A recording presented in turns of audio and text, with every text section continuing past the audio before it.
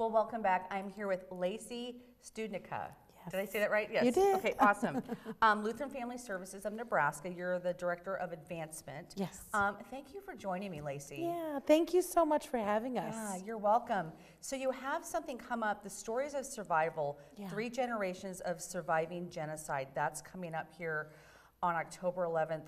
Tell me, what is that? What's that all about? Yeah, so, Lutheran Family Services is the largest refugee resettlement agency in Nebraska, and we have been welcoming refugees for over 30 years.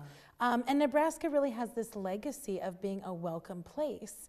So right now, we don't have a lot of refugees arriving, and especially in Lincoln, that's a big deal. I mean, all across the state, it's a big deal. But in Lincoln, we are the home to one of the largest population of Yazidi refugees outside of Iraq, and they experienced a genocide by ISIS. Okay. And and so we really want to just create awareness about the safety that we can't provide. So this event is really a once-in-a-lifetime event. We have an amazing woman, her name is B. Karp. She survived the Holocaust. So she's gonna come and share her story and her journey of survival.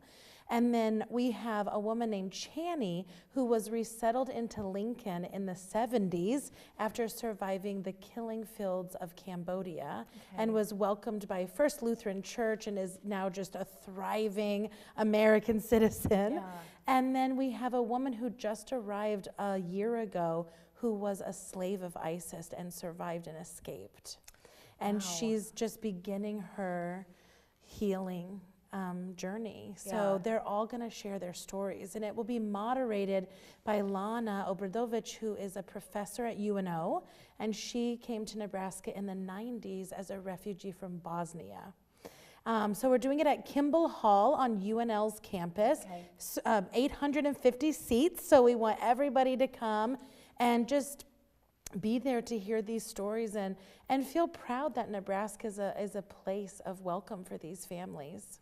Now, what is the ticket price for this? It is free. It's free? It's free. Oh my gosh, oh wonderful. And so for students, for everyone, we want you to hear this.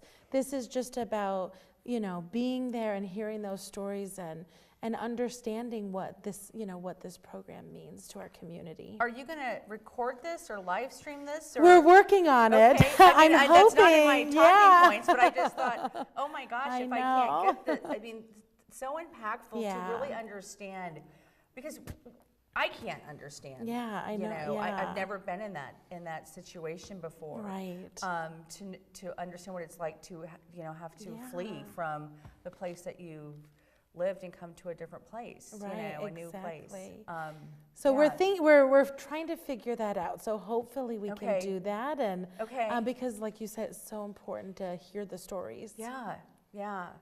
So tell us a little bit more about the refugee program. I mean, how can people help? Let's just talk about that. Yeah, so we have many ways to help. So in addition to being sort of that first place for brand new refugees coming from refugee camps, we also are really invested in what we call the long welcome. So making sure that when refugee families come, they're supported and surrounded with love. And we have so many partners all across the state, churches and corporate groups and families who help us do that.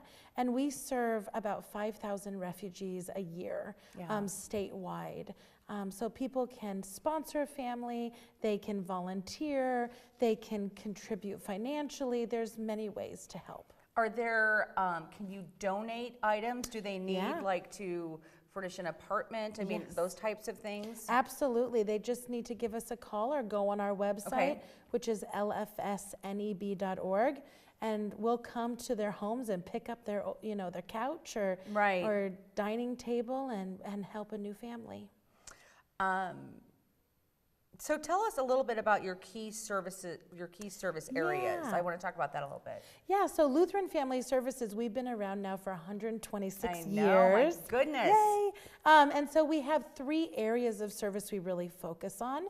our children's service programming. We have 3 centers for healthy families in North Omaha, Fremont, and Council Bluffs, foster care, adoption services, and we also have one of the largest behavioral health systems in Nebraska, which surprises people. Yeah. So we're on the front lines of integrative health care. We do family counseling, services for veterans and their families through At Ease, and then our programs that serve refugees and immigrants. Yeah. So really anybody and everyone. Yeah. We really are just here to strengthen individuals and families when they need us so that we can make our communities better. Right. Do you have an event coming up? I seem to think you have like a kids rally or Yes. that's coming up like in November. So usually it's in November, but Okay. this year we're moving it to February. Oh, okay, so it's in February. Okay, Rally so- for kids. Yes, Rally for Kids. And it's so fun, and Yeah. it's sports themed, and it'll be really fabulous. Okay. So we will put that out, and it will be in February this year. And Okay. So we're in the middle of getting that ready. Absolutely. Yeah. Because what is your major fundraiser each year? So that Rally for Kids is, It's going to be- yeah. is a lot of what we do, and that supports our children's services Okay. programming, because a lot of what we do is privately funded. And so Yeah. that fundraiser allows us to continue to serve thousands of children and Okay. families. Yep, and we'll be sure once we get more Yay. information that we'll push that information out there to all the folks Awesome. and everything. So, Yay. so anything else? Tell us how people can get involved. Where do they need to go? Yeah, so just go to our website at lfsneb.org.